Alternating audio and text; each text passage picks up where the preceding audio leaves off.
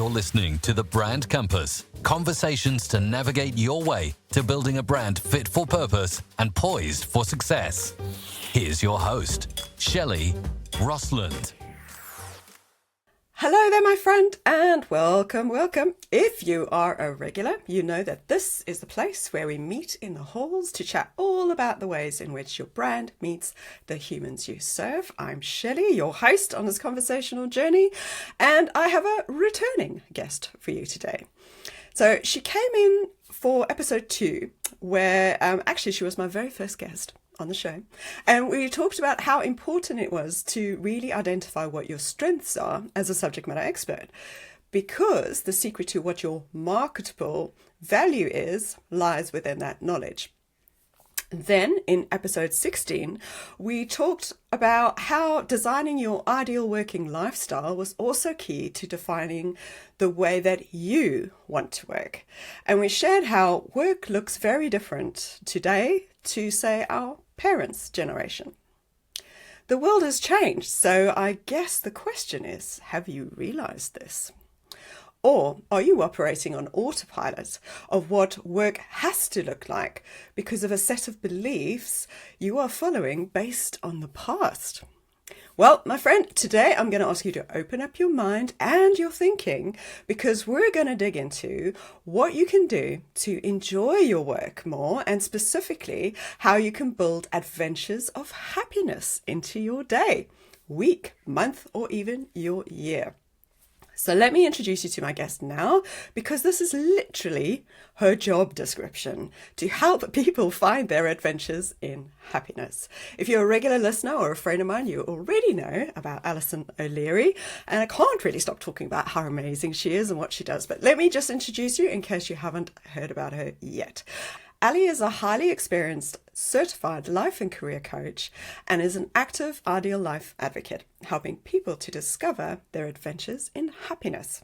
She's the founder and designer of the Work Wonderland process, her proprietary model that helps people make career and life choices that truly align with their values, strengths, passions, and life goals. She hosts her own podcast show called Dream Chasers. Ali also hails from a high-paced, London-based corporate background, working for more than 20 years in the field of PR and comms until she made her very own radical transition to her ideal life and working from a remote countryside with sheep in Wales. Today, she focuses her life coaching on supporting professionally successful people in making career changes that facilitate transformational life change. Well, hey, you're on. Hello, Ali. Thank you for that mega introduction. Oh, right. So hopefully people will go back and listen to our other episodes, because I did, in order to have this conversation kind of carry on from where we went before, right? So to get the ball rolling, shall we define what we mean by the concept of adventures in happiness for everyone that's listening, and then maybe we can jump in after that? Yeah, sure. Well, basically, at its core, it means understanding, practicing, and living true to the things that feel good and serve you, whether that's from a personal or professional point of view. So I think a lot of the time, most of us aren't conscious of what those things are, right? We're busy living our lives, we're meeting our responsibilities, we're chasing goals, typically that society, culture, or other people have set for us. And we're doing our best to numb out or kind of persevere through the things that feel really tough and that don't feel so good. And all of it means we lose connection to what genuinely makes us happy. You know, what makes us feel good and joyful and energized and excited. So Adventures in Happiness is really all about consciously rediscovering and connecting to those things and making decisions and changes that mean you can live by them. You know, that could be as small as recognizing that you love being in nature, or that doing puzzles is a form of mindfulness for you. I'm giving you some of my personal examples. Yes. Or it could be as big as realizing that the career that you're in or the work that you're doing just isn't for you, that doesn't align, and that you want to do something different and make a change, or that you want to move to a different location or country because it's more aligned. So, you know, big or small, it's about chasing after the things that ultimately feel good.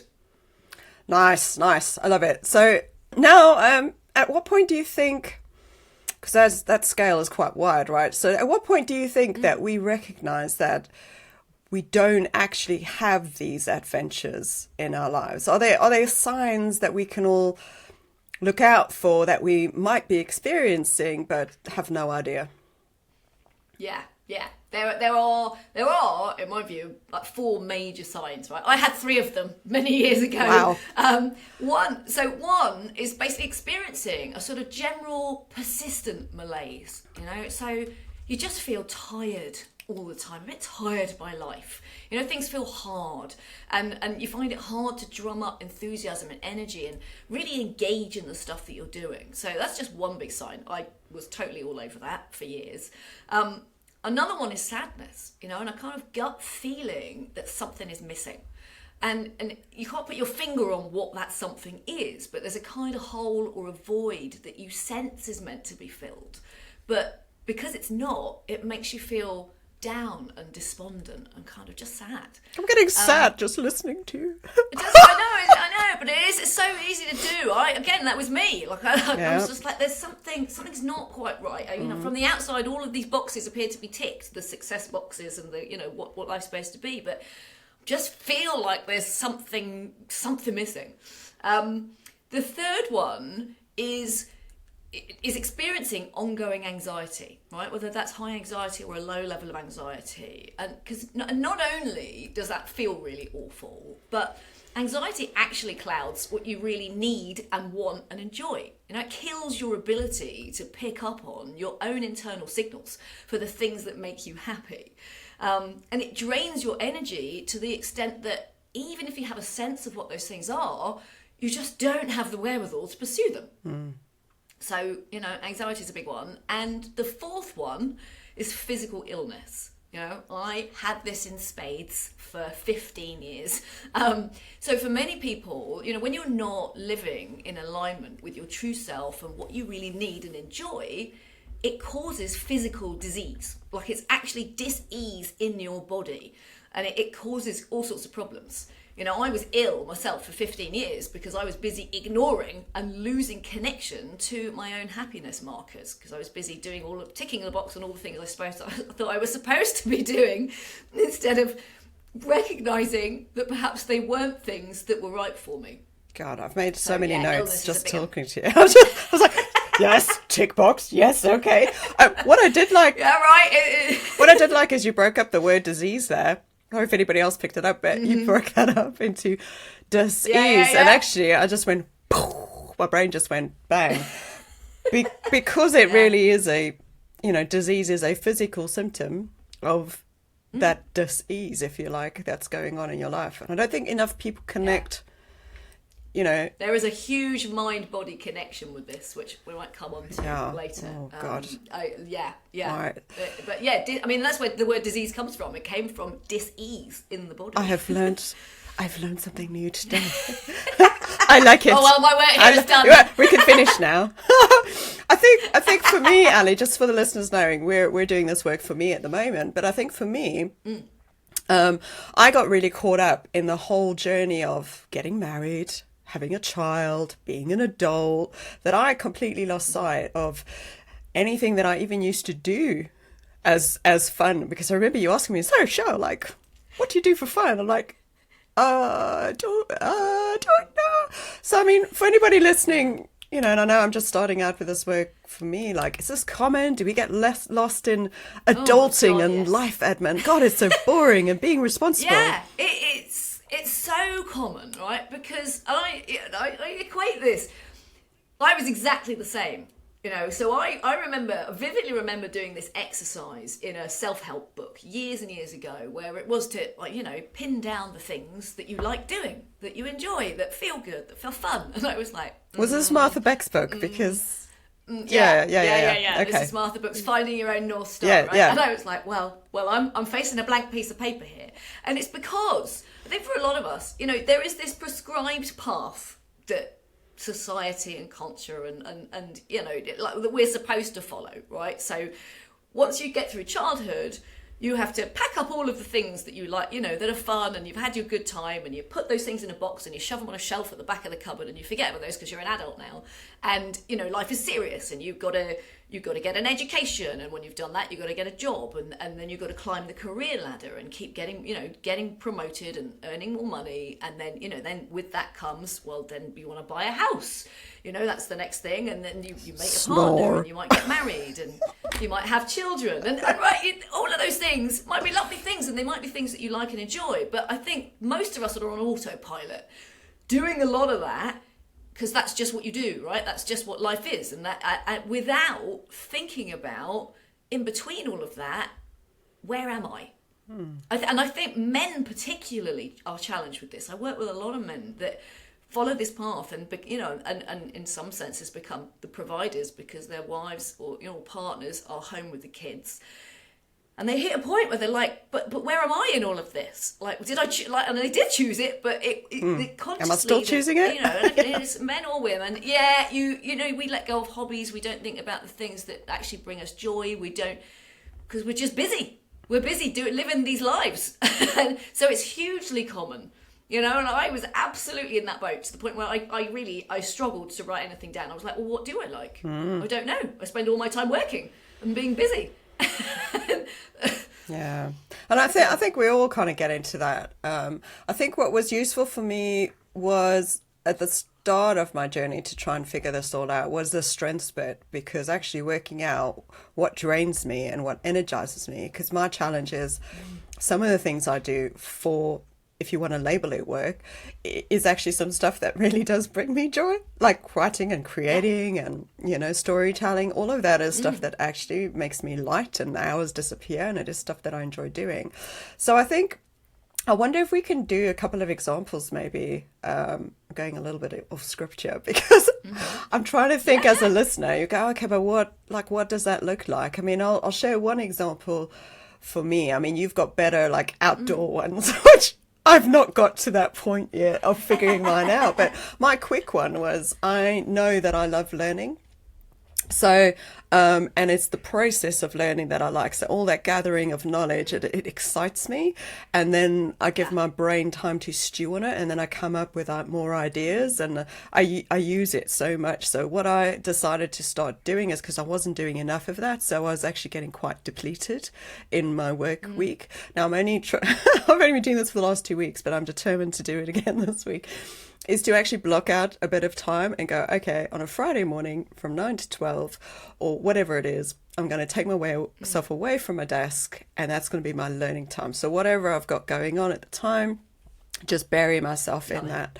And I'm really looking forward to Fridays, not because it's weekend, but because it's my learning day. But so your learning day, fabulous. But then I feel like, oh, this is really cool. I feel like I'm on a mini adventure. Like got my little backpack like Dora the Explorer, with all of my bits and pieces in and my music, and I'm off and I make a thing of it, because I'm also sick of sitting at my desk, because a lot of my work is at a desk at a computer. But over to you. Give me an adventure that you've built in. So for me, so recently it is very much around movement. So nice. And I'll talk in a little bit in a minute, if you like, about the kind of there are 5 specific areas. I like lists. Right, we'll come to it. But for me personally, like movement is a big thing. My body needs to move. It makes me feel good. It engages me, and so I've started spending a lot more time outside. I'm lucky enough to live in the mountains in Wales, so I'm hiking mountains, but I'm combining that with learning. So like you, I'm curious on particular subject areas, particularly this one. So I'm listening to a lot of podcasts as I'm hiking about in nature, and it just brings me so much energy and joy. It just makes me feel good. Nice. And it was something I never used to do. Like, I didn't know I liked it. I didn't realise that nature was a thing for me back in the day. And that your body was actually craving it. And that my body was craving it and craving movement in it. So, and for me, it's not just movement. I also am a big adrenaline junkie. And so doing outdoor activities in nature that involve some speed, I like, just thrills me. See, I'm the opposite to you. I want to go slow. It's like the snail in a springbok. We all have.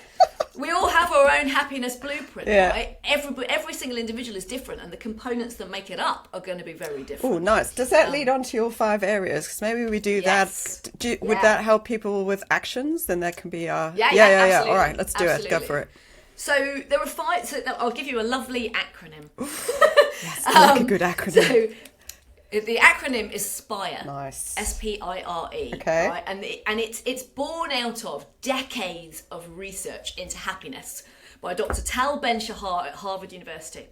And the 5 areas, so SPIRE stands for spiritual, physical, intellectual, relational, which is all about relationships, and emotional. Right? Okay. So those 5 areas make up, for any individual, kind of what makes us happy. All right. So if we take one of them, and I tell you what, I'll pick the relational one. And the reason I'm going to pick that one, if people don't know where to start, it's a really good one to pick. Okay. Because one of the key findings from the longest study ever done on happiness, it's still rolling. It's an 86-year-long study that's out of Harvard, has proved that the single biggest indicator on happiness in someone's life is the number and quality of meaningful relationships that they have and invest in. Right? So, that in and of itself probably is not surprising. It's like, well, that kind of feels obvious.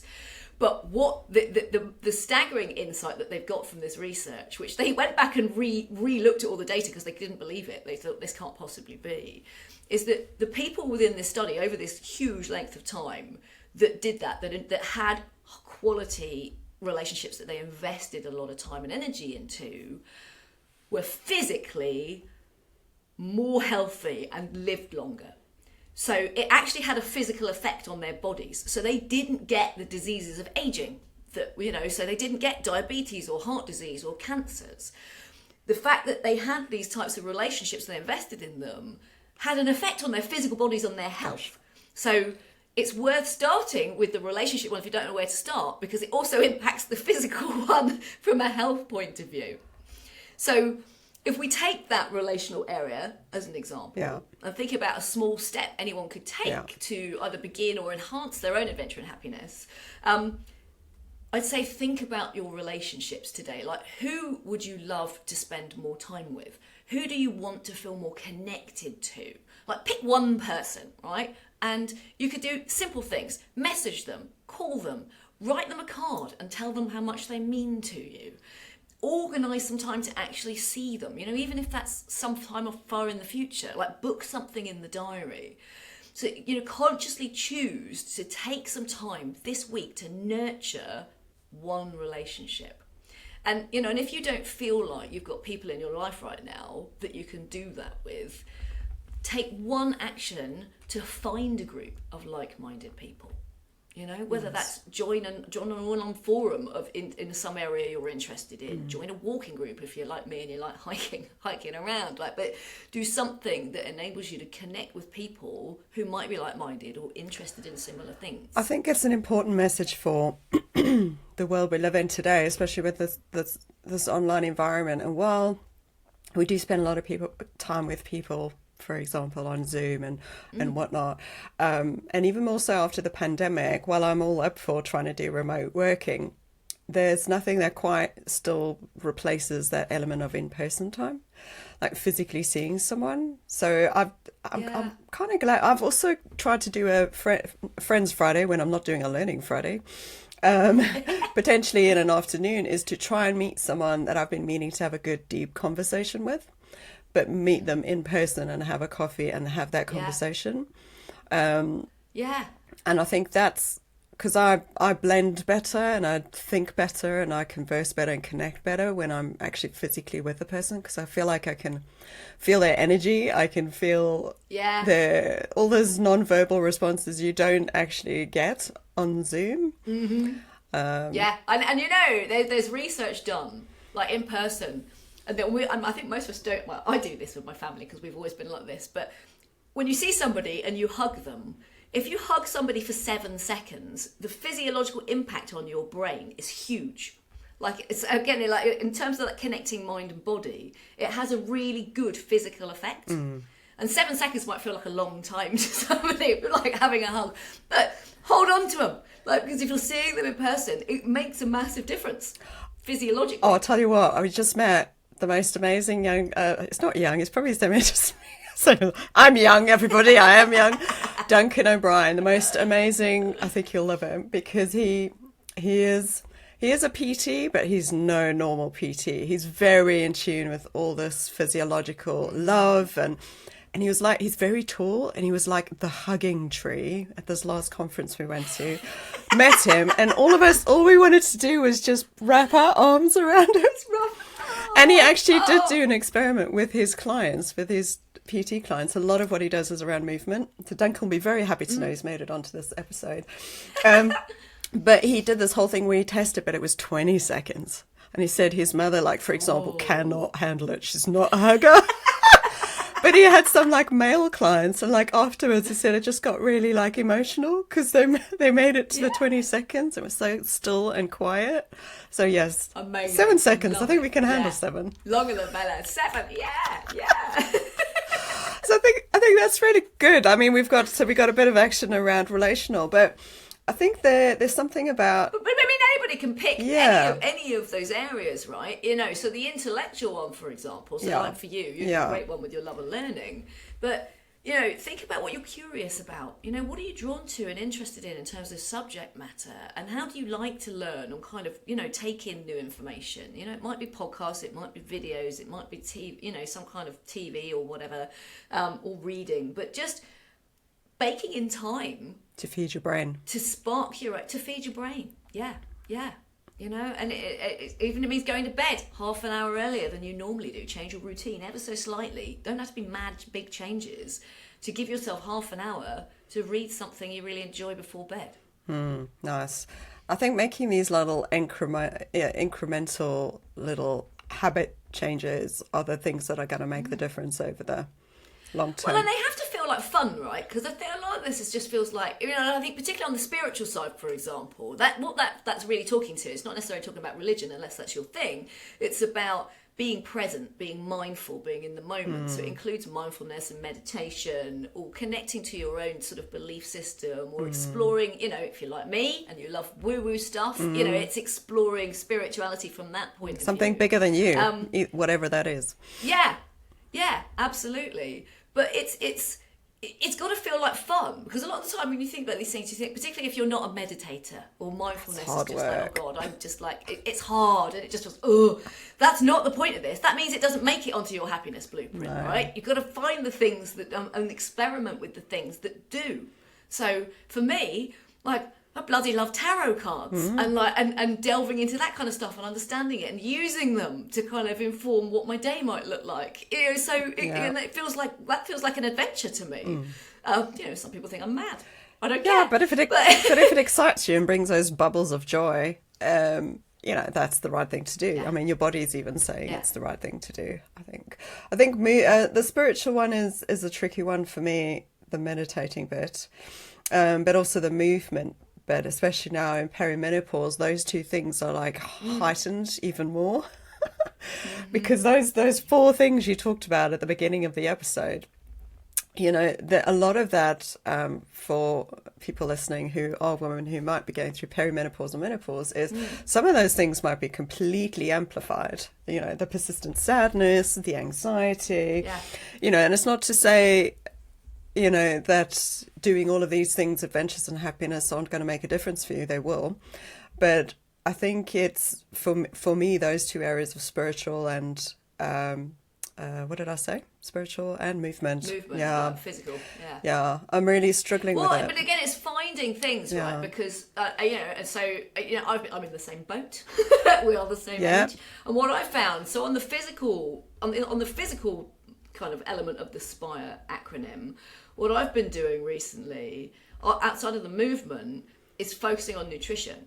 And I've been listening to all sorts of fascinating things while I've been hiking and around like how to fuel your body in different ways. And I listened to this fascinating woman, again, she was either Stanford or Harvard, like she was a nutritionist, and her whole message was, you don't need to be vegan or vegetarian or whatever, just eat more plants. Her message was, eat 30 different plants a month, like vary it up. It can be absolutely anything. Chuck in seeds, chuck in like different types of fruits and vegetables and beans and pulses, but just, and I've been doing it, and the difference it's made to my sleep, because usually I've been struggling with that for the last number of years because of the sodding perimenopause, but the difference it's made, like, it's like out of this world. And in terms of how I physically feel in this vessel I live in, it's made a material difference, which I never thought it would, to be honest. I didn't think it would make that much difference, but it has.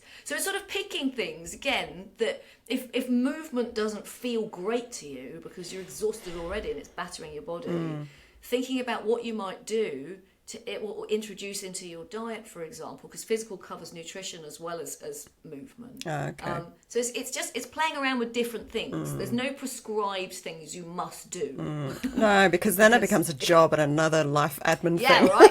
if it's a have to or a should, it's a no. Because we ain't going to do it. No, and I feel like I've passed the point now of caring, like, I don't think I've ever really worried what other people think, but my own negative self-speak is like alarming. So I think I battle that more, and I'm not really that externally referenced, so I don't necessarily worry too much what other people think. I think because also I share a lot and talk a lot, so my whole thing is for other people to understand me, so hopefully they won't judge me. Do you know what? Maybe that's my ulterior motive as a secret spy. I think that's great. I think, oh gosh, there's so much learning there, isn't there? So, is there anything that you think you want to add to that we haven't covered? Because we actually covered quite a bit in that. Yeah, we've covered quite a bit. I don't think so. I mean, the whole purpose of this is, all of the work that I do with people is about understanding yourself, taking the time, however you do it, to genuinely listen to yourself, because again, I didn't for years, which is where this all came out of. And to just start experimenting, because you get one life, and for all of we've all got responsibilities and financial commitments and the stuff that is serious in life, but if you don't pepper in the things in between that help you feel as good as you're going to feel, what the hell's the point? Like, why are we here? I'm a big advocate for live your life, to the best of your ability, because otherwise it's all just for a naught. waste. Yeah. Yeah. All right, so let's remind listeners then. So the top 4 things to kind of look out for. We said persistent malaise. Quite like that word, malaise. You hear that? Number 2, the sadness. You said, like a deep sadness and kind of feeling like something's missing. Yeah. Number 3. Number 3 is just anxiety, which just clouds everything. And number 4 is physical illness. Yeah. So people listening, if you've got any of those going on or a mix of those things going on, they are going to have to connect with Ali. So, Ali, thanks again for coming on again. I always get really great feedback from our listeners when you come on. That's why you keep coming on. And you're also easy to listen to. And you honestly just vibrate positivity, as you know, because that's your top thing that you do. And we all get to bathe in it. And it makes us feel much better. So if somebody listening today would like to learn more about you, Ali, and the work that you do, how can they find you? They can find me online, my website, which is 𝗧𝗛𝗜𝗦𝗢𝗘.co.uk, so named because I did not for many years.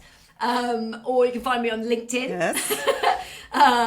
Or I'm on Instagram as @LiveTrueCoach. Lovely, and we'll pop those all in the show notes as well. Thank you. Or they can listen to my Dream Chasing yes, podcast. oh God, I cannot forget. Forgot about that. So guys, the podcast show is amazing because Ali gets actual human beings, real life 3D version ones, real people, real ones, to come on the show and actually talk about how they've made transitions, how they've maybe found their adventures and happiness.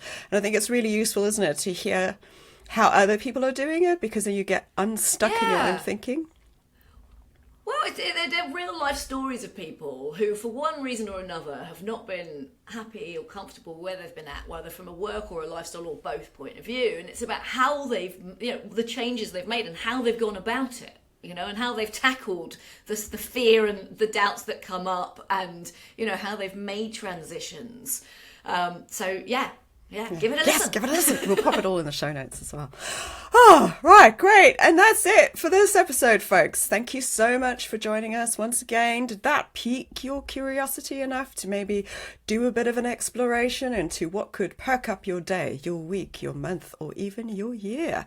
How can you build adventures in happiness into your reality so that you could be experiencing more joy in your work and your personal life? Remember, a happier, vibrant version of you means happier and more engaged clients as well. The knock-on effect is very powerful.